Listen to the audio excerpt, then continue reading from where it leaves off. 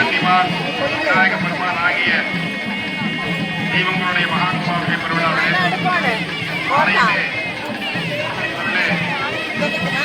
கருப்பசாமியும் மாகாளியம்மனையும் சுப்பிரமணியமாக அழைத்து யாகசாலையில் எடுத்து செய்திருக்கின்றோம். இப்பொழுது விநாயகர் வழிபாட்டோடு துவங்கி விநாயகர் வழிபாடு புண்ணியாக வாகனம் நோக்கு பூஜையோடு யாகசாலை பூஜை துவங்க இருக்கின்றது. பக்த பெருமக்கள் அனைவரும் இந்த பெருவிழாவிலே பங்கேற்குமாறு அன்போடு செய்து கொண்டு இப்பொழுது பூஜைகளை துவங்குகின்றோம்.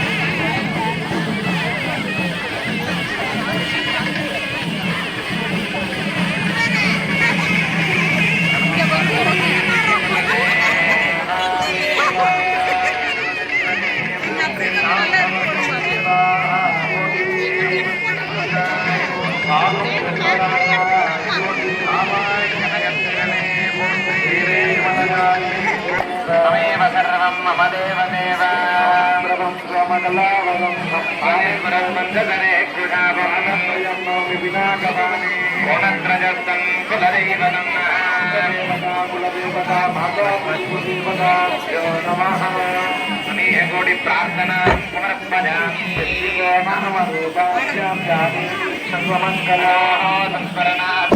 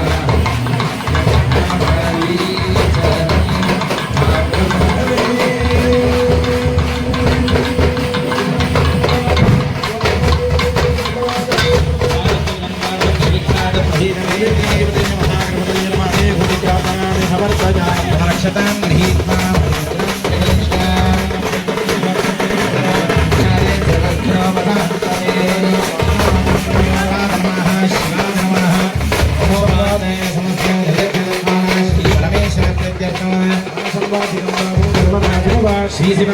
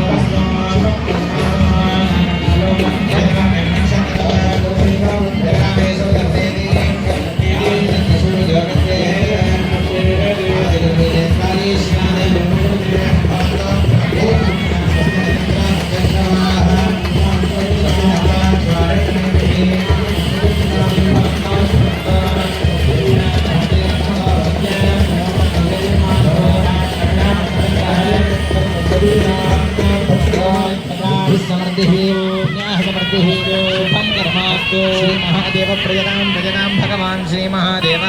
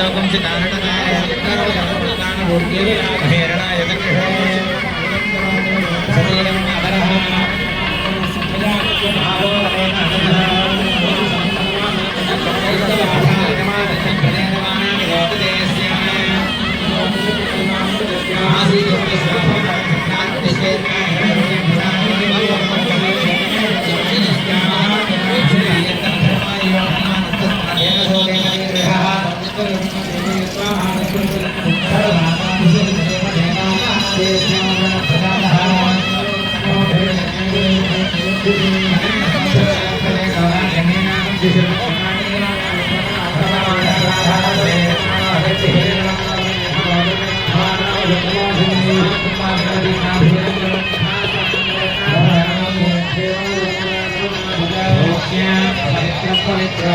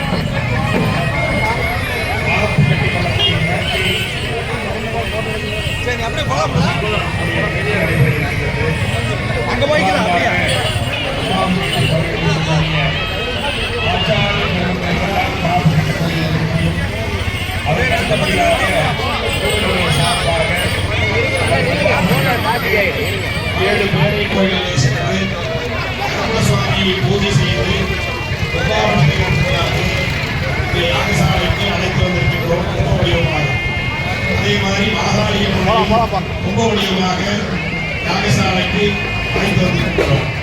அடுத்தபடியாக ஆரியமலையில் விநாயகர் பெருமாளையும் யாகசாலைக்கு எழுந்தருளை செய்யக்கூடிய வைபவம் முதற்கால யாக வேள்வி தொடர்ந்து நடைபெற இருக்கின்றது. பக்த பெருமக்கள் அனைவரும் அமைதியோடு இருந்து இந்த கும்பாபிஷேக விழாவை கண்டுகளிக்குமாறு கேட்டுக்கொள்கின்றோம். இப்பொழுது ஆச்சாரிய பெருமக்கள் எல்லாம் யாகசாலைக்கு வாங்க, எல்லாரும் காப்பு கட்டிக்கலாம். ஆதிவாசிகள்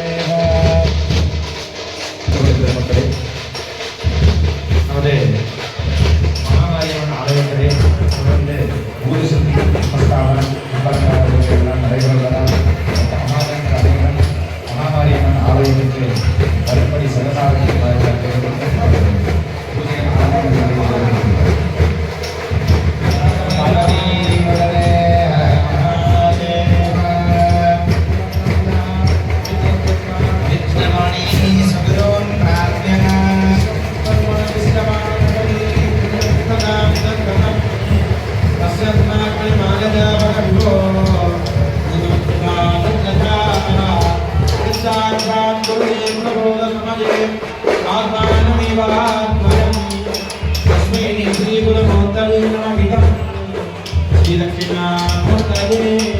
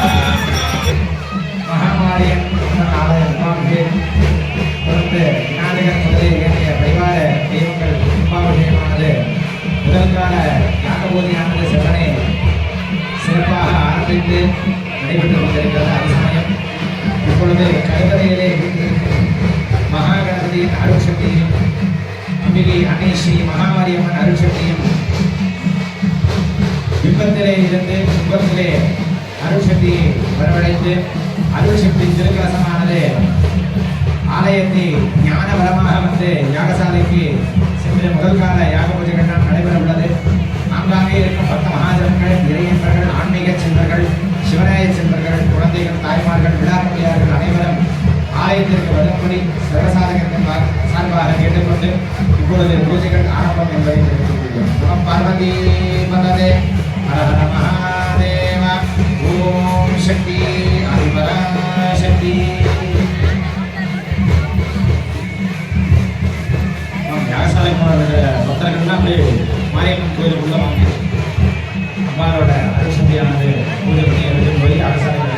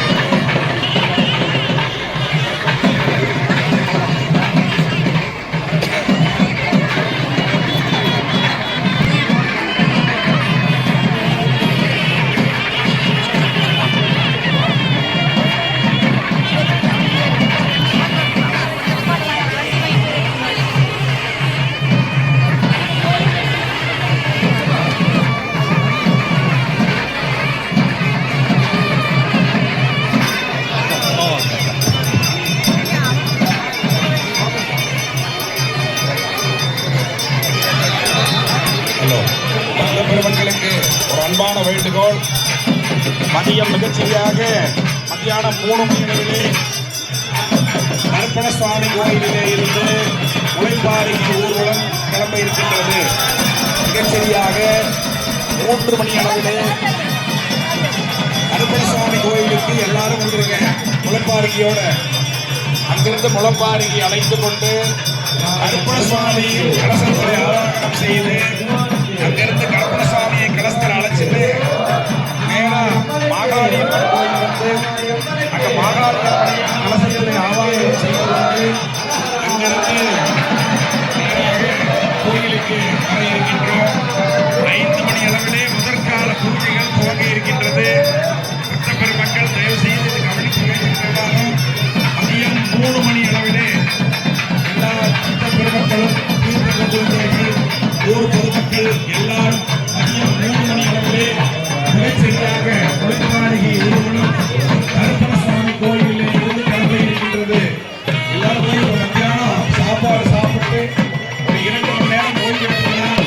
3 மணிக்கு சரியா எல்லாரும் நேரா கருப்பணசுவாமி கோயிலுக்கு வந்துருங்க. உணவு இடைவேளை போய் எல்லாரும் சாப்பிட்டு கொஞ்ச நேரம் ரிலாக்ஸ் ஆகிங்க. சரியா 3 மணிக்கு முளைப்பாறைக்கு ஊர்வலம் கருப்பணசுவாமி கோயிலில் வந்து பாக்கியத்தோடு கிளம்பி மாகாளியம்மன் கோயில் வந்து மாகாளியம்மனை அழைச்சுங்க. நேரம் மாரியம்மன் கோயில் வந்து 5 மணிக்கு பூஜை துவங்க இருக்கிறது. ஆகவே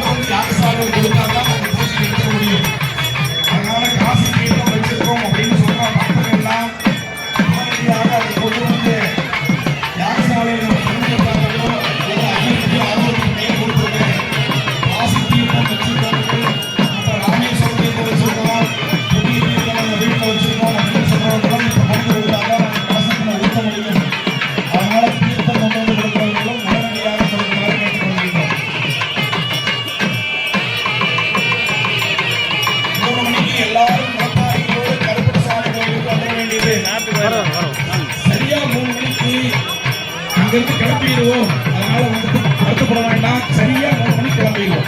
அங்கிருந்து கருப்பணசாமி அழைச்சிட்டு 3 மணிக்கெல்லாம் முளைப்பாறை அங்கிருந்து புறப்பட்டுறோம். வந்து மாகாளியம்மன் அழைச்சிட்டு வரணும்.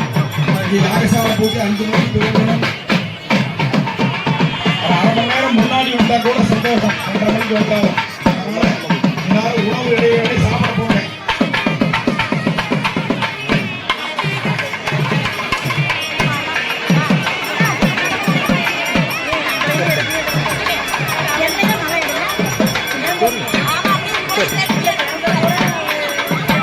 எல்லாத்தையும் எடுத்து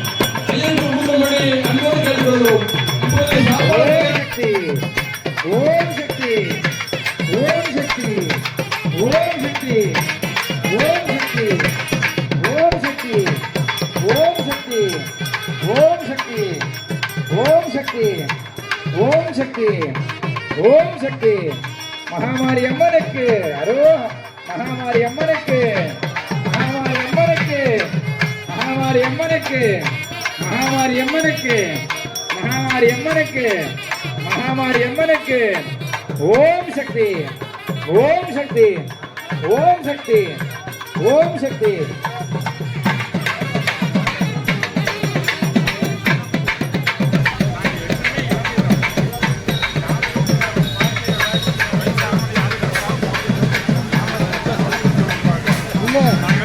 ஒத்துக்கிற ஏதாச்சும் இருக்குதா?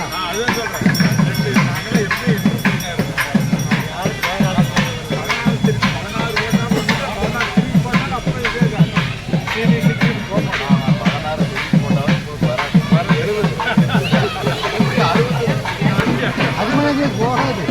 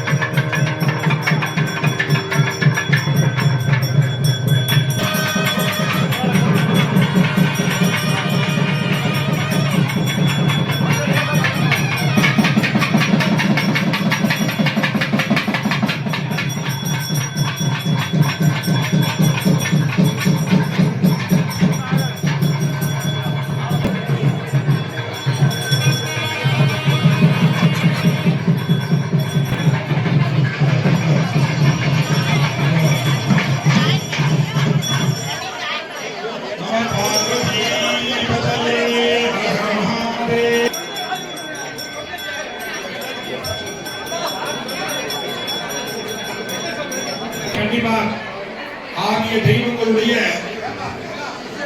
மகா கும்பாபிஷேகம் சீரும் சிறப்பான முறையிலே நடைபெற்றுக் கொண்டிருக்கின்றது. சவுண்ட் வச்சாலே தேவையான இப்போது முதற்கால யாகசாலை பூஜை துவங்க இருக்கின்றது. இருக்கிற பாக்ஸ் மட்டும் சவுண்ட் இருந்தா அமைதியாக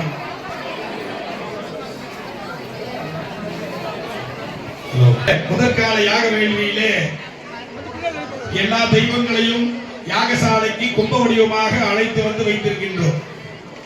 கும்பாபிஷேகம் என்பது ஒரு ஆலயத்திற்கு 12 ஆண்டுகளுக்கு ஒரு முறை செய்ய வேண்டும் என்று ஆகம சாஸ்திரங்களிலே குறிப்பிடப்பட்டுள்ளது. அந்த வண்ணமாக நமது தோப்பாயம் கிராமத்திலே சென்ற முறை புதியதாக விநாயகர் ஆலயம், மாரியம்மன் ஆலயம் கல்லினாலே கட்டப்பட்டு மிகச் சிறப்பான முறையிலே மகா கும்பாபிஷேகம் நடைபெற்றது. உங்களுக்கு எல்லாம் தெரிஞ்சது. அதற்குள்ள 12 ஆண்டுகள் சீக்கிரமா முடிஞ்சு அடுத்த கும்பாபிஷேகம் சீக்கிரமா வந்துருச்சு. காலங்கள் மிக வேகமா போயிட்டு இருக்கு. இதிலே யாகசாலையிலே தெய்வங்களை எல்லாம் எழுந்தருள செய்யக்கூடிய வேள்வி இப்பொழுது நடைபெற்றுக் கொண்டிருக்கின்றது. இந்த பூஜை எல்லாம் மிக சிரமப்பட்டு கடந்த 2 மாதங்களாக ஏற்பாடு செய்திக்கப்பட்டு ஒரு 5-6 மாதத்திற்கு முன்னாலேயே திருப்பணி துவங்கப்பட்டு எல்லா விதமான வேலைகளும் நிறைவுற்று கும்பாபிஷேகம் என்பது மிக சிறப்பான முறையிலே செய்து கொண்டிருக்கிறோம். எல்லா இடங்களுக்கு போனாலும் நாம பேசிக்கிட்டே தான் இருக்கோம். எங்கேயாவது ஒரு இடத்துல அமைதியா இருந்திருக்குமா அப்படின்னு சொன்னா ரொம்ப இடமே இல்லை. எங்க போனாலும் பேச்சுதான். அப்போ கொஞ்ச நேரமாவது யாகசாலையில வந்து அமைதியா உட்கார்ந்து பூஜையெல்லாம் தரிசனம் செய்யணும். அப்பதான் நீங்க இவ்வளவு சிரமப்பட்டு இந்த கும்பாபிஷேகத்தை ஏற்பாடு செய்ததனுடைய பலன் உங்களுக்கு கிடைக்க வேண்டும். எனக்கு எல்லாரும் ஒரு நிமிஷம் பேசாம இருங்க. கும்பாபிஷேகம் சீரும் சிறப்பா பண்ணணும்னு எல்லாரும் ஒருங்கிணைந்ததான கும்பாபிஷேகம். எல்லாரும் இதுல ரொம்ப சிரமப்பட்டு தான் இந்த கும்பாபிஷேகம் ஏற்பாடு செய்திருக்கீங்க. அதுவும் இளைய தலைமுறைகள்லாம் ரொம்ப ஆர்வமா எல்லா என்ன வேலை சொன்னாலும் அடுத்த நிமிஷம் செஞ்சு கொடுக்கறதுக்கு அவங்க அவ்வளவு சிறப்பா செஞ்சுட்டு இருக்காங்க. எல்லாம் இது நம்ம ஊர் கும்பாபிஷேகம் அப்படிங்கிற ஒரு ஆர்வம் அவங்க மனசுக்குள்ள. நேற்று நான் வந்த உடனே இந்த யாகசாலையில பச்சை பந்தலாட்டம் போடணும், இந்த 3 சாமிக்கு மட்டும் போட்டா போறோமான்னு நினைச்சேன். ஆனா இவங்க நாங்க எல்லாத்தையும் சேர்த்து 5 யாகசாலைக்கு போட்டுறோம்னு நைட்டு காலப்பட வந்து பார்க்கறப்போ 5 யாகசாலை ரெடி. அப்போ உடலால் அவ்வளவு வேலைகள் அவங்க எல்லாம் செய்யும் பொழுது எல்லாரும் ஒருங்கிணைந்த கும்பாபிஷேகம், எல்லாரும் ஒருங்கிணைந்து இந்த கும்பாபிஷேகத்தை செய்யும் பொழுது இங்க ஏதோ ஒரு விஷயம் இருக்குது அப்படிங்கறது எல்லாரும் கொஞ்ச நேரமா தெரிஞ்சுக்கணும் அல்லவா? இப்போ ஒரு ஸ்கூலுக்கு போறோம், ஒரு காலேஜுக்கு போறோம், அங்க பாட்டுக்கு ப்ரொஃபசர் பாடம் நடத்திட்டே இருப்பார். கொஞ்ச நேரம் கவனிச்சு கேட்கிற ஸ்டூடெண்ட் கேட்பாங்க, கவனிக்காம அவங்க பாட்டுக்கு நியாயம் பேசிட்டு காலேஜ் படிச்சு வரவங்க இருக்குது. கவனமா பாடத்தை படிச்சவங்க எல்லாம் பரிச்சை ஆயிடலாம், பாஸ் ஆயிடலாம். அந்த மாதிரி யாகசாலையில சுவாமி எல்லாம் ஆபாரணம் பண்ணி கொண்டு வச்சிருக்கோம். கொஞ்சம் பாக்ஸ் வச்சேன்னா அப்படியே என்னால கத்த முடியல. இங்க இருக்கிற பாக்ஸுக்காக இவ்வளவு சிரமப்பட்டு இந்த கும்பாபிஷேகத்தை பண்றோம். இந்த கும்பாபிஷேகம் செய்யறதன் மூலியமா நமக்கு என்ன பலன் கிடைக்குது இதெல்லாம் நீங்க தெரிஞ்சுக்கணும் அல்லவா? இப்போ நம்ம ஒரு கோயிலுக்கு போறோம், அமாவாசை சஷ்டி கிருத்திகை எல்லாம் கோயிலுக்கு போறோம், வெள்ளிக்கிழமை பிரதோஷம் எல்லாத்துக்கும் கோயிலுக்கு போறோம். அங்க போய் சாமிகிட்ட பூவோ பழம் வச்சு சாமிக்கு நம்ம குடும்பத்தில் இருக்கக்கூடிய பெயரை சொல்லி அர்ச்சனை பண்ணுவோம். இதான பழக்கம். நம்ம குடும்பத்தில் இருக்கக்கூடியவருடைய எல்லாத்துடைய பெயரையும் சொல்லி அங்க அர்ச்சனை பண்ணி பூஜை பண்ணுவோம். இது நம்ம குடும்பத்துக்காக செய்யக்கூடிய. ஆனால் இந்த கும்பாபிஷேகம் என்பது எல்லோருடைய க்ஷேமத்துக்காக செய்யக்கூடியது. கும்பாபிஷேகம் லோகக்ஷேமார்த்தம்னு சொல்லப்படுது. எல்லா விதமான லோகமும் க்ஷேமமா இருக்கணும். திருக்குட நன்னீராட்டு பெருஞ்சாந்தி என்று சொன்னார். இது எல்லாருக்குமான வழிபாடு. இது கலந்து கொண்டவர்கள் கலந்து கொள்ளாதவர்கள் பொருளாலும் மனதாலும் உடலாலும் உழைத்த அத்தனை பேருக்குமான கும்பாபிஷேகம். ஒரு கும்பாபிஷேகத்தை தரிசனம் செய்தோம் என்று சொன்னால் 12 ஆண்டுகள் கோயிலுக்கு சென்று வழிபட்டால் என்ன பலன் உண்டோ அது ஒரு கும்பாபிஷேகத்தை பார்த்தா கிடைக்கும்னு ஆகம சாஸ்திரம் எல்லாம் சொல்லும். அதனாலதான் 12 ஆண்டுகளுக்கு ஒரு முறை கும்பாபிஷேகம். நம்ம சென்ற முறை கும்பாபிஷேகம் பண்ணி 12 ஆண்டுகள் ஆயிடுச்சு. அதற்கு பிறகு சுவாமி இன்னைக்கு தான் நம்ம மூலஸ்தானத்துல இருந்து வழியில் அழைச்சு வந்திருக்கோம். நீங்க எல்லாம் தெரிஞ்சுக்கணும், கும்பாபிஷேகம்னா என்ன. எல்லா ஊரையும் கும்பாபிஷேகம் நடக்குது, போறோம், சாமி தரிசனம் பண்றோம், அன்னதானம் சாப்பிடுறோம், கோயில் கும்பாபிஷேகத்துக்கு மை வைக்கிறோம், ஒரு தேங்காய் பை கொடுத்தா வாங்கி வந்துடுறோம். அதான் கும்பாபிஷேகம். கும்பாபிஷேக தீர்த்தம் ஊத்துற போது போறோம், கும்பாபிஷேக தீர்த்தம் நம்ம மேல பத்தா புண்ணியம்னு நினைக்கிறோம். அதுதான் நமக்கு தெரிஞ்ச ஒரு கும்பாபிஷேகம். ஆனால் அதுக்கு முன்னாடி எத்தனை விதமான வழிபாடுகள் செய்ய வேண்டும். இறைவன் உள்ள கல் சிலையில கும்பாபிஷேகம் பண்ணி சுவாமி ஆவாரம் பண்ணி வச்சிருக்கோம். மாரியம்மன்னா மாரியம்மன் உள்ள சிலா விக்கிரகமா இருக்கா. விநாயக பெருமான் சிலா ரூபமா இருக்கு. நம்ம போனா தினம் போய் சுவாமி கையெடுத்து கும்பிட்றோம் அல்லவா? அப்ப அந்த இடத்துல ஒரு அருட்சக்தி இருக்குல்லவா? அந்த அருட்சக்தி எப்படி அந்த இடத்துக்கு வருதுன்னா சுவாமி கடியில வச்சிருக்கக்கூடியதான எந்திரம். அந்த எந்திரத்துக்கு தான் பவர் இருக்கு. எப்படி ஒரு செல்போனுக்கு சிம் கார்டு போட்டா தான் பவர், அது மாதிரி சுவாமி கடியில உங்களுக்கு புரியுற மாதிரி சொல்லணும்னு சொல்றேன். நான் ரொம்ப எளிமைப்படுத்தி சொல்றேன். சுவாமி கடியில எந்திரம் எழுதி அடியில வைப்பார். அந்த எந்திரத்துல அந்த சுவாமியினுடைய மந்திரங்களா எழுதி, விநாயகர்னா விநாயகருக்கு உள்ள மந்திரம், மாரியம்மன்னா மாரியம்மனுக்கு உள்ள மந்திரம், மாகாளியம்மன்னா மாகாளியம்மனுக்கு உள்ள மந்திரங்களை எழுதி நவரத்னம், தங்கம், வெள்ளி இதெல்லாம் அந்த சுவாமி கடியில போட்டு சுவாமி அதை மேல வச்சு அதுக்கு அஷ்டவந்தன மருந்து சாத்துவாங்க. 8 விதமான மூலிகையை கொண்டு மருந்து. உள்ள வரக்கூடாது. பரவாயில்ல. அப்புறம் எதுக்கு யாகசாலைக்கு உள்ள வரக்கூடாதுன்னா, எல்லா தேவதைகளும் இங்க எழுந்தருள்வார்களாம். நீங்க நினைக்கலாம் எதுக்கு எல்லாரும் உள்ள வரக்கூடாதுன்னு சொல்றோம்னா, எல்லா விதமான கலசங்களிலும் எல்லா விதமான தேவர்களை பூஜை செய்யும். அந்தந்த தாரங்களிலே ஒவ்வொரு தேவதைகள் இருப்பதாகவும், 4 தாரங்களிலும் ரிக்வேதம், யஜுர்வேதம், சாமவேதம், அதர்வண வேதம்னு 4 வேதங்களே அங்க பூஜை பண்ணுதான். கிருதயுகம், திரேதாயுகம், துவாபர யுகம், கலியுகம்னு 4 யுகங்கள் இங்கே. துர்க்கை, லட்சுமி, சரஸ்வதி, விநாயகர், இப்படி எல்லா தெய்வங்களும் கும்பாபிஷேகத்திற்காக யாகசாலைக்கு எழுந்துருவார். அப்படி எழுந்தருளக்கூடிய தெய்வங்கள் எல்லாம் பூஜையிலே கலந்து கொண்டு ததாஸ்து அப்படின்னு சொல்றார். ததாஸ்துன்னா அப்படியே ஆகட்டும்னு அர்த்தம். நாம் இந்த இடத்துல உட்கார்ந்து நல்ல விஷயங்களை பிரார்த்தித்து நல்ல விஷயங்களை சிந்தித்துக் கொண்டிருந்தோம்னு சொன்னா அதுக்கும் ததாஸ்தும் ஆகலாம். ஏதாவது வேண்டாத விஷயங்களை சொந்தக்கார விஷயம் பேசினா அதுக்கும் ததாஸ்துன்னு அவங்க போயிடுவாங்க. நமக்கு என்ன வேணுமோ அதை கேட்டு பெறக்கூடிய இடம் யாக வேள்விச்சாலை. மற்ற இடங்களில் இல்லாத ஒரு சிறப்பு யாகசாலையில் என்னன்னா, அதனால சுவாமிக்கு போய் ஒரு பஞ்சாமிரத அபிஷேகம் பண்றோம், தேங்காய் வளை வைக்கிறோம், பொங்கல் வைக்கிறோம், பூஜை பண்றோம். பூஜை முடிஞ்சோன்னு என்ன பண்றோம்? பூஜை ஆனோடனே சக்கரை பொங்கல், பஞ்சாமிரதம், தேங்காய் வளை வெளியில கொண்டு வந்து வச்சு நம்ம தான் சாப்பிட்றோம். சுவாமிக்கு படைச்சிட்டு சுவாமியினுடைய பிரசாதமா அதை சாப்பிட்றோம். ஆனால் கும்பாபிஷேகத்தில் அப்படி இல்லை. இறைவனை அக்னி வடிவமா பூஜை பண்ணும். அக்னி தேவனை வைத்து அவரை சாட்சியா வச்சு ஒவ்வொரு விதமான தெய்வங்களையும் அழைத்து அக்னி வடிவமாக ஆகுதி கொடுக்கும் பொழுது அந்த இறைவன் அக்னி வடிவமாக அதையெல்லாம் பெற்றுக்கொண்டு நமக்கு திருநீர் பிரசாதம் தான் கொடுக்கும். கும்பாபிஷேகத்துல யாகத்திலே போடக்கூடிய பொருட்கள் எல்லாம் பிரத்யட்சமா சுவாமிக்கே போறதாக அர்த்தம். அதனாலதான் கும்பாபிஷேகத்துல யாக குண்டங்களை போட்டு யாக வேள்விகளை செய்கின்றார். ஒவ்வொரு வாசல்களிலும் ஒவ்வொரு தேவதைகள் இருக்கு, அதுக்கெல்லாம் பூஜையை நடத்துவார். இது பல கும்பாபிஷேகங்கள்ல நாங்க பாட்டுக்கு வந்தா கும்பாபிஷேகம் பண்ணிட்டு சாமி பூஜை பண்ணிட்டு பிரசாதம் கொடுத்துட்டு போயிட்டே இருப்போம். ஆனால் செய்யக்கூடிய பூஜையினுடைய அர்த்தங்களை நீங்கள் எல்லாம் தெரிந்து கொள்ள வேண்டும். கும்பாபிஷேகம்னா என்ன அப்படிங்கிறத தெரிஞ்சுக்க வேண்டும். உள்ளே இருக்கக்கூடிய விநாயக பெருமான், மாரியம்மன், அங்கே இருக்கக்கூடிய மாகாளி அம்மன், கருப்பண சுவாமி, குண்டிமாரெல்லாம் அங்கங்க உள்ள இருக்குது. அந்த சக்திகளுக்கு எல்லாம் இப்படி கும்பாபிஷேகம் பண்றதுன்னா அதையெல்லாம் கும்ப வடிவமாக வைத்து நீங்க எல்லாம் போய் தீர்த்தம் எடுத்துட்டு வந்தீங்கன்னா காவேரியில இருந்து அந்த தீர்த்தத்தெல்லாம் அந்த கும்பத்துல ஊத்தி, அதுபோக காசி, ராமேஸ்வரம், அப்படி பல புண்ணிய கஷேத்திரங்கள்ல இருந்து தீர்த்தங்கள்லாம் வந்திருக்கு. அந்த தீர்த்தங்களை எல்லாம் அந்த கும்பத்திலே ஊத்தி நவரத்னங்கள் அதுபோக வாசனாதி பொருட்களை எல்லாம் அந்த கும்பத்திலே போட்டு அந்த கும்பமாகப்பட்டது தெய்வ வடிவமாக பூஜை பண்றோம். மாரி பொங்கல், மாகாளி கோயில் சாட்டியிருக்காங்கன்னா என்ன பண்ணுவாங்க? அந்த கம்பத்துல கும்பம் தாளிச்சு வச்சு அதையே அம்மனா பாவிச்சு பூஜை பண்ணுவாங்க. அந்த ஒரு வாரம் 10 நாளைக்கு அந்த கம்பத்துல வந்து கும்பம் வச்சு அம்பாள் கும்ப வடிவமா இருப்பதா. அதனாலதான் அக்னி எடுத்து பூவோடு எடுத்து ஆடி பூஜை பண்ணுவார். இறைவன் பஞ்சபூத வடிவமாக இருக்கின்றார். எல்லாம் நீர், நெருப்பு, காற்று, ஆகாயம். இதான் சிவபெருமான் 5 பஞ்சபூதமா இருக்கார். பஞ்சபூதங்களுக்கும் பஞ்ச ஸ்தலங்கள் இருக்கின்றது. நிலம் என்று சொன்னால் பிருத்திவி, அதற்கு காஞ்சிபுரம் அது ஒரு க்ஷேத்திரம் சிவபெருமானுடைய. நிலம். நீர் என்று சொன்னால் அது திருவானைக்காவல், அங்க சுவாமியினுடைய கர்ப்ப கிரகத்துல நீர் ஊறிட்டே இருக்கலாம்.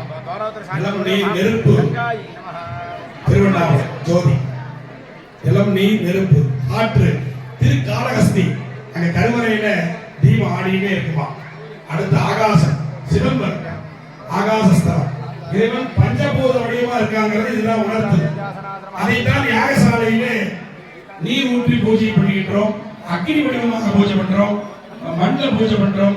இறைவன் பஞ்சபூத வடிவமா இருக்கிறார். இதைத்தான் யாக வேள்வியிலே மந்திரபூர்வமாக சொல்லி கும்பத்திற்கு நூல் சுத்தி மாவிளை வைத்து தேங்காய் வைத்து பட்டு வஸ்திரங்கள் கட்டி, நம்ம உடம்பு எப்படி இருக்கோ அந்த மாதிரி அந்த கும்பம் நம்ம உடம்புலே சுத்தக்கூடிய நாடி நரம்புகள் தான் அந்த நூல். மேலே கட்டி இருக்கக்கூடிய அந்த வஸ்திரம் தான் நம்ம உடம்புல இருக்கக்கூடிய தோல். மேலே வைத்திருக்கக்கூடிய தேங்காய் தான் அதனுடைய நம்மளுடைய தலையை போன்றது. இப்படி எல்லா விதங்களையும் சொல்லி உள்ளே இருக்கக்கூடிய நீர் ரத்த சம்பந்தப்பட்டது. கடைசியில் அதுக்கு ஜீவன் நிலைக்கத்தான் மந்திரம் சொல்லணும். இது இத்தனை அலங்காரத்தை பண்ணி சாமிகிட்ட கொண்டு போய் வச்சு எல்லாம் வல்ல மகாமாரி விநாயக பெருமானை ஒரு கும்பாபிஷேகம் பண்றோம். நீங்க கும்ப ஒளியுமாக யாகசாலை எழுந்தவர்களோடு மந்திரங்களை சொல்லி கரிசனம் செய்து சுவாமி கும்ப வடிவமாக ஆவாகனம் செய்து இந்த இடத்திலே மத்தியிலே போட்டிருக்கக்கூடிய யாகுண்டம் மாரியம்மனுடைய இதெல்லாம் கவனிச்சு பாருங்க. எல்லா இடங்களிலும் போறோம், பூஜை பண்றோம், கலசம் வச்சிருக்காங்க, ஓமம் வளர்த்துறாங்க. என்ன சுவாமியை வச்சு பூஜை பண்றாங்க? மத்தியில் இருக்கக்கூடியது மகாமாரியம்.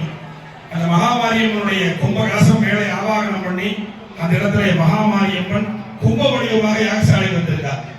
அந்த இடத்துல கன்னிமூல பாத்தீங்கன்னா அந்த இடத்துல கணபதி விநாயக பெருமான் அவருக்கு கலசம் வைத்து அங்கே தாமரைப்பூ வடிவிலே விநாயக பெருமானை வைத்து அதில் விநாயக பெருமானுடைய கோபுர கலசங்கள் மூலஸ்தானங்களுக்கெல்லாம் அங்கே வைக்கப்பட்டிருக்கு. இந்த இடத்திலே பார்க்கும் பொழுது கோபுர கலசங்களுக்கான சக்திகளை எல்லாம் இதிலே ஆவாங்க. விநாயகருடைய கோபுரம், மகாலயனுடைய கோபுரம், மாரியம்மனுடைய கோபுரங்களுக்கெல்லாம் அபிஷேகம் செய்வதற்கான சக்திகள் எல்லாம் இங்கே வைக்கப்பட்டிருக்கின்றன. அடுத்தபடியாக அங்கே பார்த்தோம் என்று சொன்னால் அந்த இடத்துல மாகாளியம்மனுக்கான யாகசாலை அங்கே அமைக்கப்பட்டு மாகாளியம்மனை அங்கிருந்து நாம் அழைச்சு வந்த பிறவா முளப்பாரி அழைச்சு வரும்போது அம்பாளை கும்ப கொண்டு வச்சு அம்பாளை கும்ப வடிவமா எழுந்தருள செய்து அம்பாளுக்கான மாகாளியம்மனுக்கான யாகம் அங்கே அமைக்கப்பட்டிருக்கின்றார்.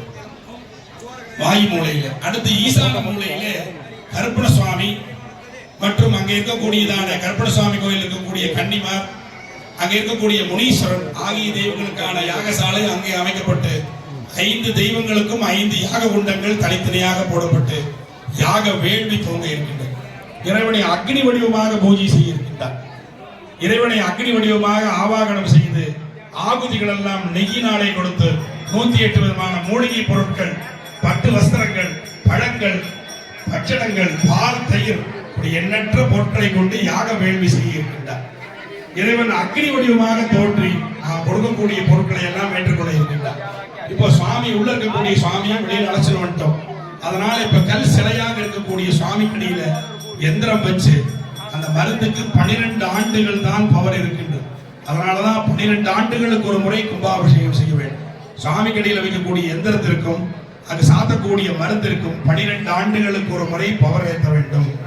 போன்ல சார்ஜ் இறங்கிட்டுனா சார்ஜ் பண்றோம்லவா, எளிமையா சொல்றவங்களுக்குலாம் புரியுற மாதிரி பேட்டரி சார்ஜ் பண்றோம்லவா, அந்த மாதிரி அந்த தெய்வத்தினுடைய பவர் கூட்டணும்னால் அதற்கான பவர் ஏற்றுறது தான் இந்த கும்பாபிஷேகம்.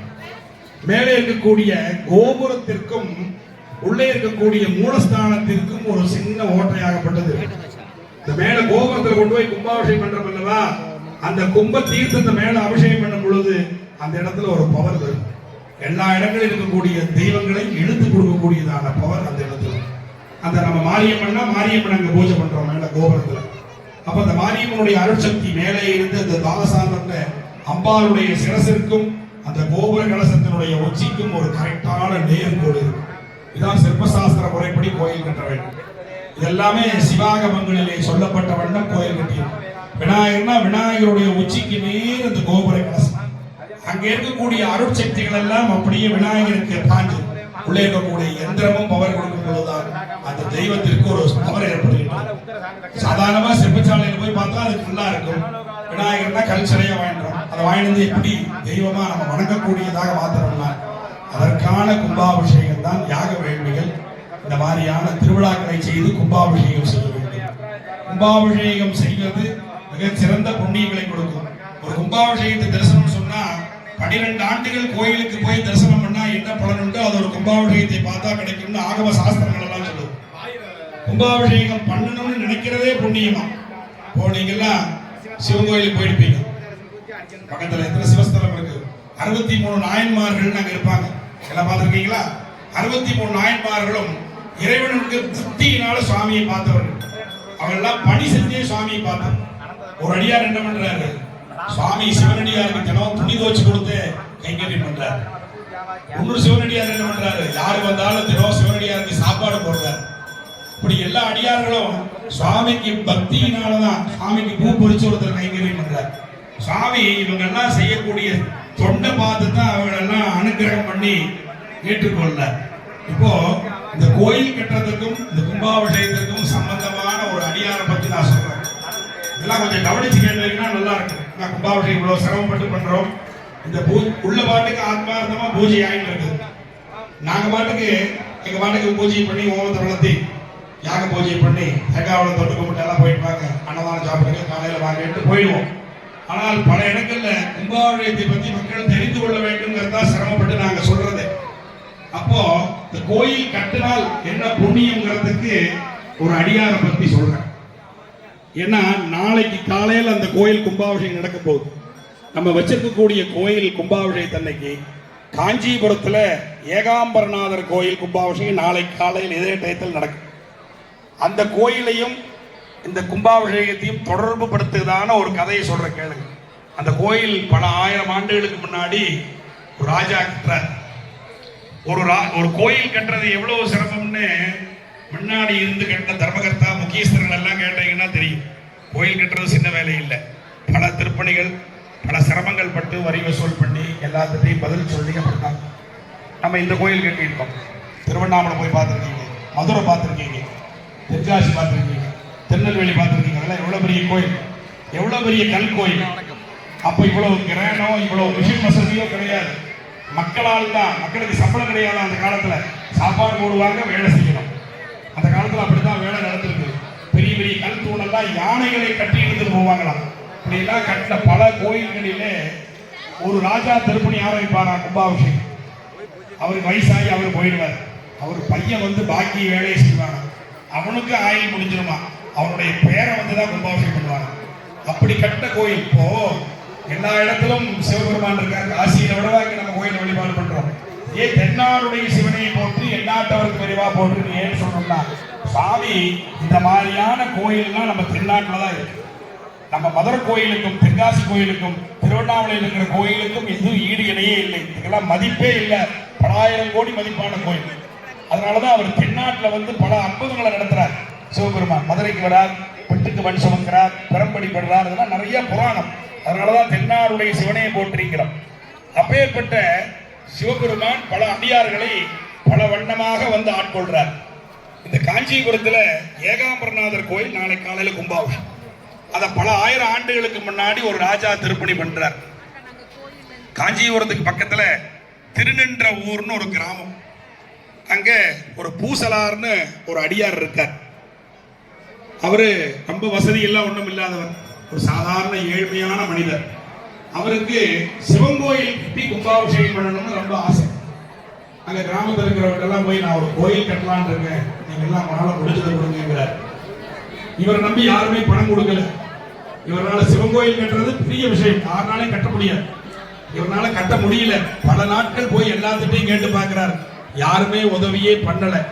சரி, இனிமேல் யாரையும் போய் கேட்டு பிரயோஜனம் இல்லைன்னு தினம் காலையில் எந்திரிக்கிறது, குளிக்கிறது, பூஜை பண்றது.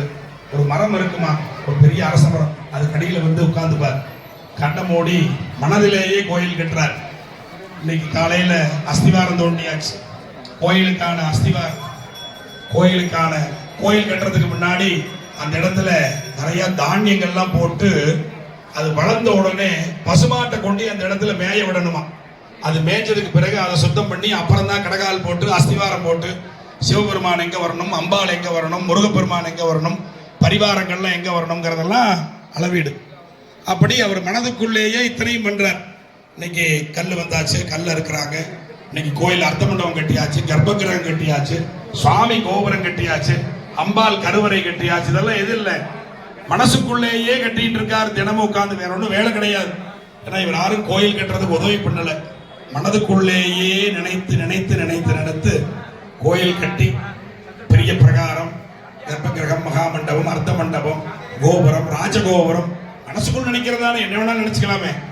தங்க கோபுரம் கூட நினைச்சுக்கலாம். எல்லாம் மனசுக்குள்ளே நினைச்சிட்டு இருக்கார். இவர் இங்க கோயில் கட்டும் போது நிஜமாவே சோழராஜா காஞ்சிபுரத்துல ஏகாம்பரநாதர் கோயில நிஜமாவே கட்டிட்டு இருக்கார். அவரு படை பலம் பொருள் பல கோடி இருக்கு வச்சு அவர் நிஜமா ஆட்களை வச்சு கட்டிட்டு இருக்கார். ரெண்டு பேருடைய திருப்பணியும் ஒன்னா முடியுது. சோழராஜா நிஜமா கோயில் கட்டி வேலை முடியுது. இவர் பூசலார் மனசுக்குள்ளேயே கோயில் கட்டி முடியுது. ரெண்டு பேரும் கும்பாபிஷேக தேதியை ஒன்னா வைக்கிறாங்க. 2 பேர் வைக்கக்கூடிய நாள், ஒரே நேரம், ஒரே நட்சத்திரம், ஒரே லக்னம் எல்லாம் வச்சிடறாங்க. ஒரு பூசலார் மனசுக்குள்ளேயே வச்சிடறார். ராஜா நிஜமா சிவாச்சாரியாரெல்லாம் கூப்பிட்டு தேதி வையின்னு சொல்றாங்க, எழுதி கொடுத்தாங்க.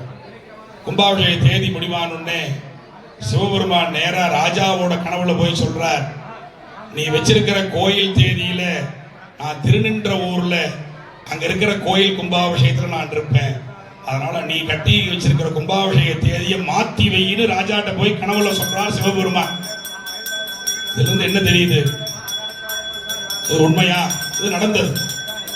மனசுக்குள்ளேயே கோயில் கட்டதை போய் சிவபெருமான் போய் ராஜாட்ட போய் சொல்றார், நீங்க வச்சிருக்கிற கும்பாபிஷேக தேதியை மாத்தி வையி, அந்த அன்னைக்கு நான் திருநின்ற ஊர்ல பூசலார் கோயில் கட்டியிருக்கான், நான் அங்கதான் இருப்பேன், உன்னோட தேதியை மாத்தி வச்சுக்கோங்கிறார்.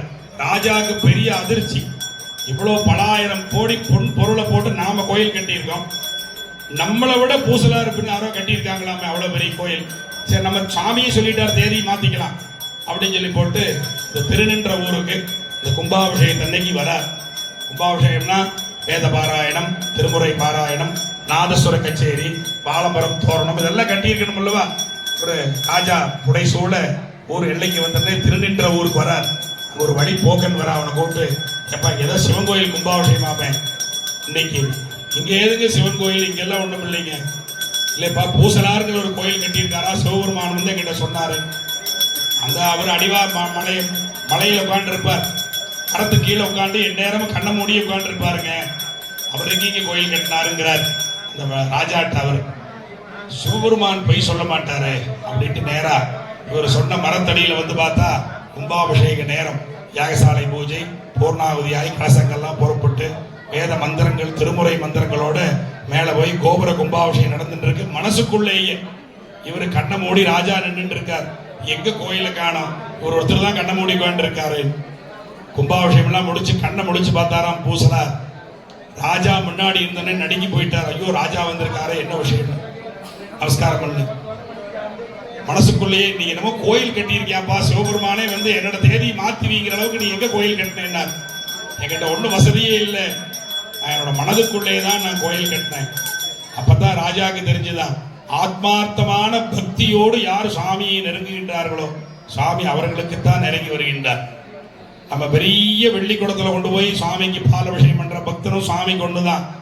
5 ரூபாய் கற்பூரம் வாங்கிட்டு போய் என்னால இதான் முடியும்னு வைக்கிறவனும் ஒண்ணுதான். அவருடைய கண்ணோட்டத்துல எல்லாமே ஒண்ணுதான். பூசலாருக்காக சுவாமி இறங்கி வரார். ராஜா நமஸ்காரம் பண்றாராமா, இப்படி ஒரு பாக்கியத்தை நீ வந்து எங்கிட்ட சுவாமி தேதியை மாத்திவிங்கிற அளவுக்கு நீ உள்ளத்துக்குள்ள கட்டியிருக்கியா, உன்னையாட்ட ஒரு சிவனடியார் எங்க அப்படின்னு அவரையே கூட்டின்னு போய் ஏகாம்பரநாதர் கோயில் கும்பாபிஷேகத்தை பண்ணாராம். அந்த ஏகாம்பரநாதர் கோயில் கும்பாபிஷேகம் நாளை காலையில நடக்கும். எதற்கு சொல்றேன், சுவாமி பக்திக்கு தான் இறங்கி வரார். மாரியம்மனை இங்கவா அங்கவான்னு கூப்பிடுறது இல்லை, சுவாமிகிட்ட பக்தியோடு எல்லா அடியார்களும் சேர்ந்து நம்ம கூட்டத்துக்காரெல்லாம் கோயில் கட்டி கும்பாபிஷேகம் பண்றோம், நீ எங்களுக்காக இந்த யாகசாலையில வந்திருந்து 2 நாட்களுக்கு இந்த பூஜையை ஏத்துக்கணும் தாயே அப்படின்னு சுவாமியை வருந்தி அழைத்தால் வாராதிருப்ப வழக்குண்டோன்னார். வருந்தி அழைக்கின்றோம். நம்மளுடைய பக்திக்காக இங்க எல்லா தெய்வங்களும் எழுந்தருளுகின்றார். அக்னி வடிவமாக இறைவனை யாக வேள்வியில யாகம் நடத்துகின்றோம். இது முடிந்த உடனே மூலிகை பொருட்களினால யாகம் செய்து மகா பூர்ணாவதி செய்து ஜப சமர்ப்பணம் பண்ணி தீபாராதனை நாளை காலை நிகழ்ச்சி நிரலிலே குறித்த வண்ணம் 2ஆம் காலம் துவங்கி இருக்கு. இப்போ நம்ம நேரம் வந்து உட்கார்ந்து இருக்கோம். 3 மணிக்கெல்லாம் பாலிகை புறப்பாடு, அதுக்கு வந்து அடியார்கள் 3 மணியிலிருந்து இங்கே தான் உட்கார்ந்து இருக்கோம். யாகசாலை பூஜையை பார்த்துட்டு இருக்கோம். உங்களை பேசாதேன்னு சொல்றேன், கொஞ்ச நேரம் அமைதியா இருங்க அப்படிங்கிறோம். எவ்வளவு நேரம் ஒருத்தர்னால 5 புலன்களையும் அடக்கி உட்கார முடியும் நினைச்சு பாருங்க. 5 புலன்களையும் அடக்கி ஒரு இடத்துல உட்கார்றது ரொம்ப சிரமமான காரியமா. இந்த மனித பிறப்புக்கு அது சரிவராத விஷயம். ஏன்னா நாம இங்க உட்கார்ந்து இருப்போம், நம்ம கண்ணொன்றை பார்த்து கொண்டு இருக்கும், காதொன்றை கேட்டுட்டு இருக்கும், மனம் ஒன்றை நினைத்து கொண்டிருக்கும், வாய் ஒன்றை பேசிட்டு இருக்கும். இந்த 5 புலன்களையும் அடக்கி இருக்கிறது நம்மளால ஆகாது. அதாவது மனித பிறப்புக்கு உகந்த விஷயம் அல்ல. பெரிய ஞானிகள் சித்தர்கள்னாலதான் முடியும். நாம இந்த இடத்துல உட்கார்ந்து இருப்போம், நம்மளுடைய எண்ணம் வீட்டுல என்ன நடந்ததோ, அங்க காட்டுக்கு போலையோ தோட்டத்துக்கு போலையோ, அதை நடந்ததா இங்க நடந்ததா, லைட் இதான் ஓடிட்டு இருக்கும். ஆனா மனம் இங்க நம்ம உட்கார்ந்து இருப்போம், நம்மளுடைய எண்ணம். இந்த 5 புலன்களையும் அடக்கிறது ரொம்ப சிரமம். கண்ணொன்று பார்க்க, காதொன்று கேட்க, மனமொன்று நிறக்க, வாயொன்று பேச, எங்கே நின் பூசி ஏற்பான் பட்டினத்தாரே சொல்ற. என்னாலேயே முடியலையே இதெல்லாம் அடக்கி நம்மளால மனித பிறப்பினால கொஞ்சம் தான் முடியும். சரண கமலாலயத்தை அரை நிமிஷம் நேரத்தில் கோயிலுக்கு போனால் ஒரு 1/2 நிமிஷம் தான் தியானம் பண்ண முடியும். உடனே பக்கத்தில் யாராவது வந்தா வாங்கம்மா அப்படிம்போம், அவங்க கிட்ட பேச ஆரம்பிச்சிடும். இப்போ அதான் பண்ணிட்டு இருக்கோம். நம்மளால முடியாது. ஏன்னா மனிதனுக்கான அந்த ஒரு எண்ணங்கள் அவ்வளவுதான் சிந்தனை. ஒரு முறை ஒரு புராணத்தில் ஒரு கதை சொல்றேன். நாரத பெருமா நான் தான் பெரிய ஹரிபக்தி உள்ளவன், சதா சர்வ காலமும் நான் தான் நாராயணா நாராயணான்னே சொல்லிட்டு இருக்கேன் அப்படின்னு ரொம்ப அவருக்கு ஒரு மனசுக்குள்ள ஒரு அகந்தை வருது. எல்லா நேரமும் நான் தான் நாராயணான்னு கூப்பிடுறேன், யாரும் மகாலட்சுமி கூட கூப்பிடுறது இல்லை, அவருடைய சம்சார மகாலட்சுமி கூட பிறகு நினைக்கிறது இல்லை, நான் தான் கூப்பிடுறேன்னு ஒரு ஆணவம். நேரா வைகுந்தத்துக்கு போறார். பெருமாள் ஆனந்தமா சயனம் பண்ணிட்டு இருக்கார். வந்திருக்க போது ஏதோ கழகத்தோட தான் வந்திருக்காருன்னு தெரியும். நாரதர் வந்தாலே ஏதாவது அன்னைக்கு விஷயம் வரும். அப்பா நாரதா என்ன விஷயம்? சதா சர்வகாலம் உங்களை நான் தான் நினைக்கிறேன், ரொம்ப சந்தோஷம் நினைச்சிக்கல. மகாலட்சுமி கூட உங்களை நினைக்கிறது இல்லைங்கிறார். அடுத்த ரகலை ஆரம்பிக்கிறேன், நான் தான் உங்களை எல்லா நேரமும் நினைக்கிறேன், நீங்க வேற இடம் கிடைக்கலையாட்டு இருக்க வைக்க விட்டாருன்ட்டு ரொம்ப சந்தோஷம் எவா அப்படின்னு சொல்லி கையில ஒரு எண்ணெய் பாத்திரத்தை கொடுக்குறார். நிறைய வழி எண்ணெய் ஊற்றி கொடுக்குறார். இந்த எண்ணெய் கையில வச்சுக்கோ, இந்த வைகுந்தத்தை போய் சுத்தி வா, ஒரு சொட்டு எண்ணெய் கூட கீழே சொந்தக்கூடாது, போயிட்டு வாங்குறார் நாரதர்கிட்ட. சரி, ஏதோ பகவான் ஏதோ குறிக்கோள் வச்சிருக்காரு என்னவோ தெரியலன்னு எண்ணெய் பாத்திரத்தை இருந்து கீழே சிந்தாமலே வைகுந்தத்தை பூரா அடிமேல் அடி வச்சு சுத்தி வர்றார். சுவாமி நீங்க சொன்ன மாதிரியே ஒரு சொட்டு கூட சிந்தலை, நான் தான் பெரிய பக்தன். சுத்தி வந்த போது எத்தனை முறை என்னை நாராயணான்னு நினைச்சேன்னாரா, நான் நினைக்கவே இல்லையா, என்ன சிந்திருன்னு பயந்துனே வந்தேன்னாரா. இதான் மனிதனுடைய பிறப்பினுடைய அம்சம். நம்ம காலையில எழுந்ததிலிருந்து அவங்களுக்கு எத்தனையோ வேலைகள், எத்தனையோ அவங்க குழந்தைகளுக்கு பள்ளிக்கூடம் போகணும், சமையல் பண்ணணும், வேலைக்கு போகணும், எத்தனையோ நிகழ்வுகளுக்கு மத்தியில் இறை தேடும் நேரத்தில் இறைவனையும் கொஞ்ச நேரம் தேடணும். அதுதான் இந்த மாதிரி ஆலய வழிபாடுகள் எல்லாம் உங்களுக்கு செய்கிறோம், இந்த மாதிரி கும்பாபிஷேகங்கள் வேள்வி எல்லாம். அதனால நீங்க எல்லாம் கொஞ்ச நேரமாவது புரிஞ்சுக்கணுங்கிறதுக்கு தான் இவ்வளவு தூரம் உங்களுக்கு எல்லாம் பூஜையை பற்றியும் வேள்வியை பற்றியும் சொல்றதுக்கு ஒரு தருணம் கிடைத்தது. ஆகவே சென்ற கும்பாபிஷேகம் அடியேன் தான் இந்த கோயிலில் செஞ்சேன். 13-14 வருஷம் ஆயிடுத்து. சீக்கிரமா ஓடி 2வது கும்பாபிஷேகத்துக்கு வந்துட்டோம் ஆச்சுங்களா. அதனால அடுத்தடுத்து நம்ம கோயிலை கட்டி இருக்கின்றோம். அடுத்து நம் காலத்துக்கு பிறகும் வாழையடி வாழையாக நம்மளுடைய வம்சங்கள்லாம் இங்கே வந்து வழிபாடு செய்து அவர்கள் இதை விட என்ன சிறப்பாக கும்பாபிஷேகம் பண்ணுவார். நம்ம கட்டி வச்சுட்டோம். நமக்கு பிறகு வரக்கூடியவர்களும் இந்த இடத்துல பல திருவிழாக்களையும் பூஜைகளையும் சிறப்பாக நடத்துவார். கோயில் விளங்கு குடி விளங்கும் என்று சொன்னார். நம்ம கோயில் எந்த அளவுக்கு சிறப்பா இருக்கோ அந்த அளவுக்கு அதை சார்ந்த குடிகள் எல்லாம் வீடு வாசல்லாம் நல்லா இருக்குங்கிற ஒரு பெரிய பிரார்த்தனையோடு இந்த நேரத்திலே 2ஆம் கால வேள்வி உள்ளே யாக வேள்வி பாட்டுக்கு நடந்து கொண்டு இருக்கின்றது.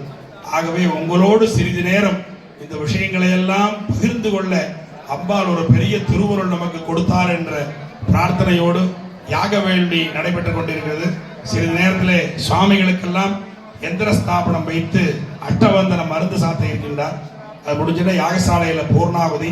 நாளை காலை பத்திரிகையிலே குறித்த வண்ணம் 4 மணிக்கெல்லாம் யாகசாலை பூஜை துவங்கி தொடர்ந்து பல்வேறு விதமாக முதல் கும்பாபிஷேகம் இங்கே மாரியம்மனுக்கும் விநாயகருக்கும் இங்கே கும்பாபிஷேகம் முடிச்சுட்டு கலசத்தோடு அங்கே போய் மாகாளியம்மனுக்கு கும்பாபிஷேகம், அங்கே முடிச்சுட்டு நேராக கருப்பண சுவாமி கோயில் கும்பாபிஷேகம். எல்லா கோயிலும் ஒரே நாளில் கும்பாபிஷேகம் பண்ணிட்டோம்.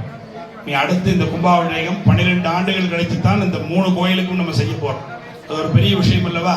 எல்லா கோயிலுக்கும் ஒருங்கிணைந்த கும்பாபிஷேகம் நம்ம நிறைவா செய்துட்டோம். இனி அடுத்து திருப்பணி செஞ்ச 12 ஆண்டுகளுக்கு பிறகு அம்பாள் யாரை நியமிச்சு யார் மூலியமா செய்துக்கணும்னு நினைப்பாளோ அவர்கள் வந்து இந்த கும்பாபிஷேகத்தை நடத்துவார்.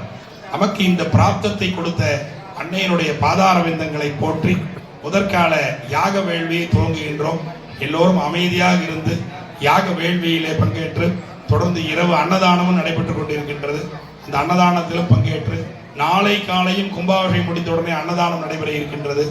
எல்லா அடியார் பெருமக்களும் இந்த கும்பாபிஷேகத்தை காண வந்திருக்கக்கூடிய அடியார் பெருமக்கள், உறவினர்கள், பக்த கோடி பெருமக்கள் அனைவரும் வருக வேண்டும், கும்பாபிஷேக விழாவிலே பங்கேற்க வேண்டும் என்று எல்லாம் வல்ல மகாமாரி மகாகாளி விநாயக பெருமானுடைய பாதார விந்தங்களை போற்றி இப்பொழுது யாக வேள்வியை துவங்குகின்றோம். திருச்சிற்றம்பலம். நம பார்வதி பதயே ஹரஹர மகாதேவா.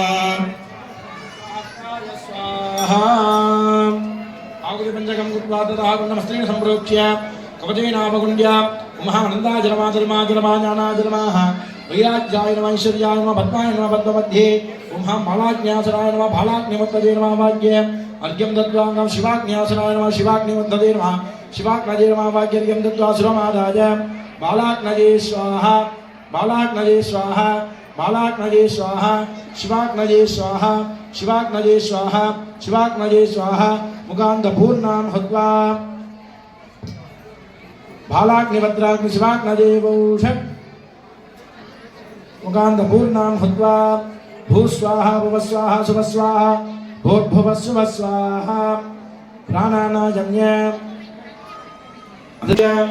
कवचैनामकुल्य ओम आदासतये नमः अनन्तासनाय नमः सिंहासनाय नमः योगासनाय नमः पद्मासनाय नमः विमलासनाय नमः विमलासनस्योद्वे ऐं क्लीं श्रीं शीतला महामार्यासनाय नमः ऐं क्लीं श्री नमः विमुक्तिकलाय नमः ऐं क्लीं श्री शीतला महामार्याय नमः सर्वाङ्गेषु अन्नागालोकमध्येन भावेन वन्दनां प्रचेदे ऐं क्लीं अगोर्गजाय स्वाहा ऐं क्लीं स्वाहा सत्योदामैकनामिकां स्वाहा विरजाजमामिनी स्वाहा शिरसिनी स्वाहा शिखाजमिनी स्वाहा प्रजाजमिनी स्वाहा नैवेद्यमिनी स्वाहा स्वाहा अग्निशब्दाय शब्दामनन्तमूलेन आहुर्वसंहृता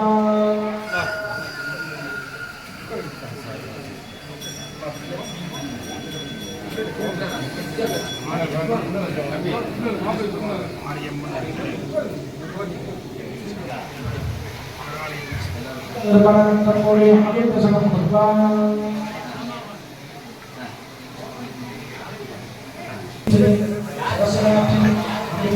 Swaha. Om Vishnu Parvani Swaha. Om Swaha. Agoragani Swaha. Maharikayani Swaha. Satyogani Swaha. Udagayani Swaha. Saraswati Swaha. Shikayani Swaha. Pradagini Swaha, Nirudabadani Swaha, Asrarani Swaha, Agurudevani Bhavan, Vabham Vishanam Kalimani Yukhat, Umhe Nagurudavani Yukhat, Umham Agurudavani Yukhat, Avedavani Yukhat, Satyodavani Yukhat, Vajayavani Yukhat, Saraswati Yukhat, Shikar. எல்லா பேரும் கொஞ்சம் உடனே நான் நல்லா சொல்லி வந்தேன் நேரா போலாம் ओम ओम ईशानवंताय वाणी ईशानवंताय स्वाहा गीतवंताय स्वाहा अगोरगजाय स्वाहा महादेव्याय स्वाहा सत्योदामकजे स्वाहा हृदयाय स्वाहा सरस्वती स्वाहा शिवाय स्वाहा कवलाय स्वाहा नेत्रेभ्य स्वाहा अस्त्राय स्वाहा अभिगाशनेभ्य वेद्यान्द्रमाजमयम्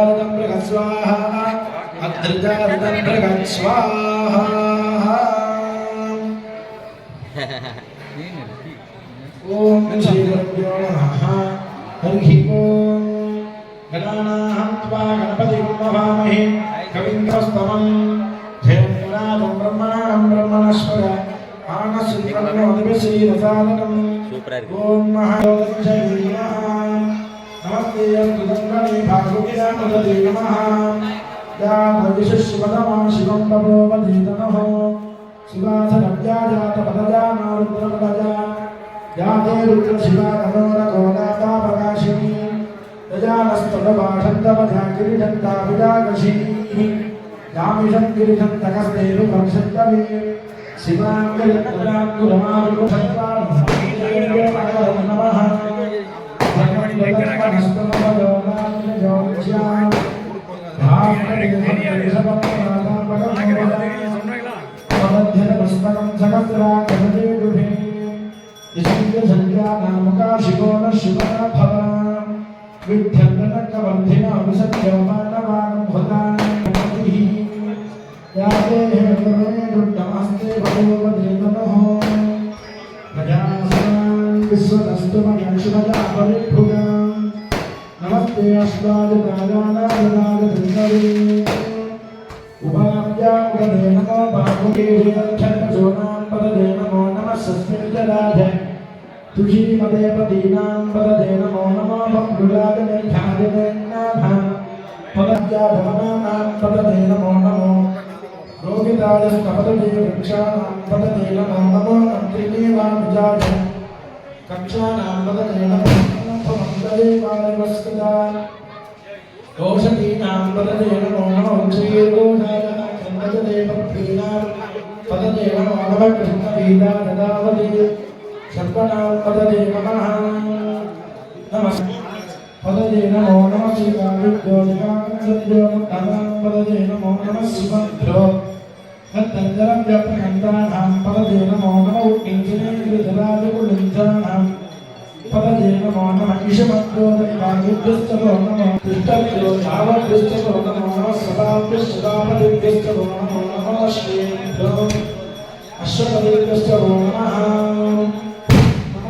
जानीभ्यो विविध्यन्तीभ्यश्चो नमो नमः उगनाभ्यश्चो मदीभ्यश्चो नमो नमः गुच्छेभ्यो गुच्छपदेभ्यश्चो नमो नमः प्रादेभ्यो प्रातपदेभ्यश्चो नमो नमः गणेभ्यो गणपतिभ्यश्चो नमो नमः विरूपेभ्यो विश्वरूपेभ्यश्चो नमो नमः नगभ्यः चन्द्रकेभ्यश्चो नमो नमः रथेभ्यो रथेभ्यश्चो नमो नमो रथेभ्यो रथपदेभ्यश्चो नमो नमः सेनाभ्य सेनानीभ्यश्चो नमो नमः क्षत्रिभ्यः शङ्करेभ्यश्चो नमो नमस्तक्षभ्योऽर्धकारेभ्यश्चो नमो नमः कुलालेभ्यः कल्मालेभ्यश्चो नमो नमः पुष्टिभ्यो विषादेभ्यश्चो नमो नमः ईशेभ्यो तद्भगभ्यश्चो नमो नमो प्रभृभ्यः स्वामिभ्यश्चो नमो नमः स्वाभ्यश्वपदेभ्यश्चो नमः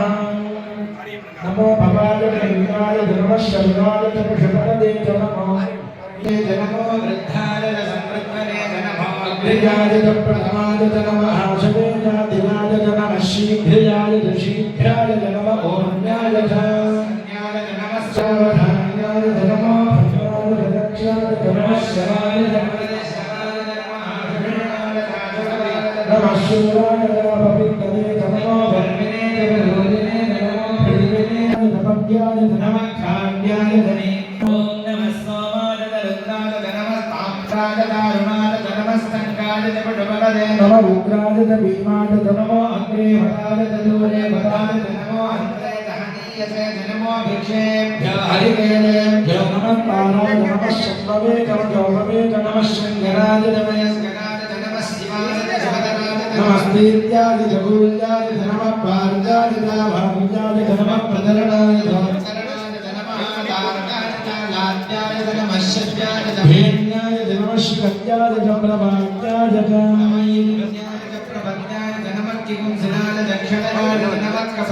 पुरस्तरे नमः गोर्याय दिव्याय नमस्तल्याय जगेन्द्याय नमः धान्याय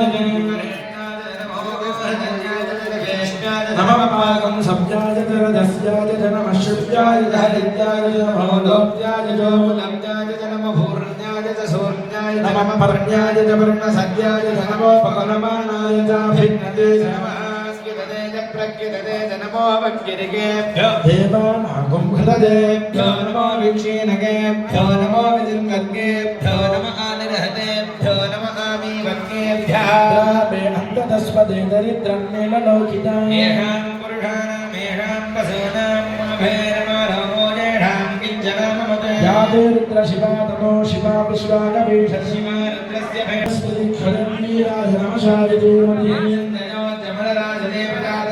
भैरवराजदेवतारदस्यामरवरद्रप्रणीतो महान्तपदमानो हन्तकम्मानो उक्षत्रपदमानो उक्षिमानवधे विदरं मोदमादरप्रदामानस्तनमो रुद्रनीर्घः स्तोकेन देवान आयुधमानो घोषमानो त्रेजदीर्घमानो रुद्रभामितोमधीरविष्मन्तो नमसा विधीमहे आयाते गोन्नवदपौरुषज्ञे क्षयद्वीराजषण्णमस्मै ते अस्तु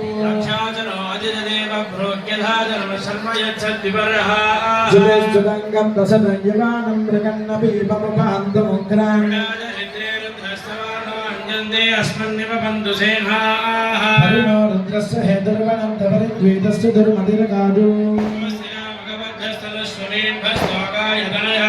नीलिन्दमसिदम शिवान शिवना भव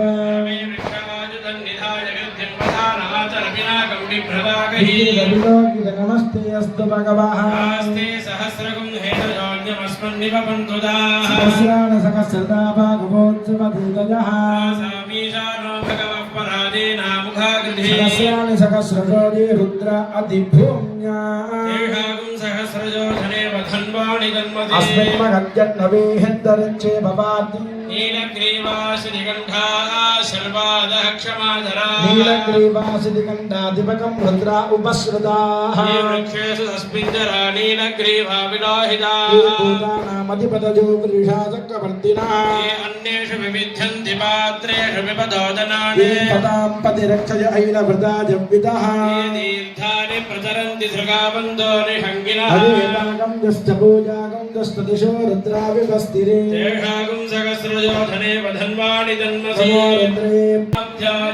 नमो रुद्रादविण्णवे मन्दिरमे पाहि एकादमे धृस्रस्रमे बन्धदमे